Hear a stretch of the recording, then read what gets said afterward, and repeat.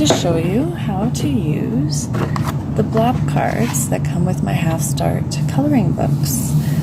So I thought I would try it out on TikTok, so we'll see how it goes.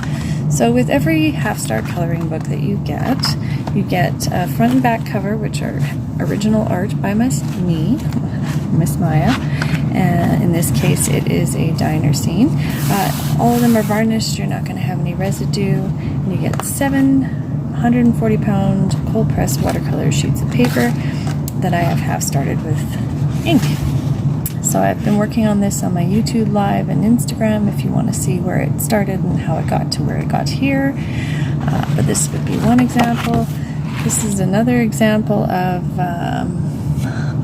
if your kid happened to draw on your page while you weren't looking kind of thing, and how to recover it, so to speak.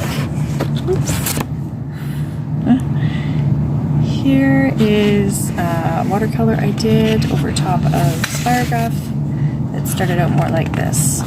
So this is sort of just works in progress using the Half Start journal. I am going to do one for folks not familiar with how to use a Blop card or a dot card.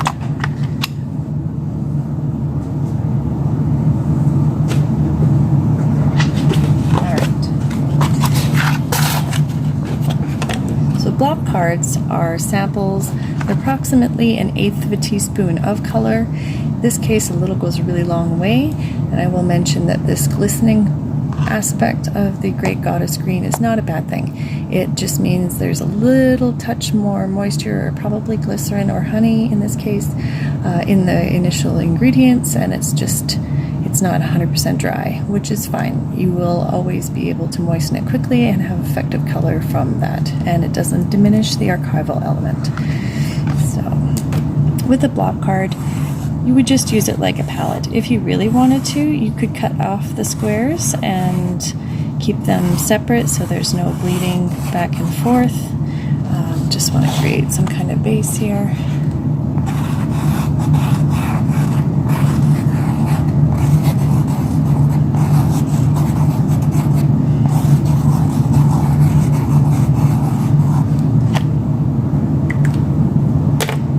Take your wet brush.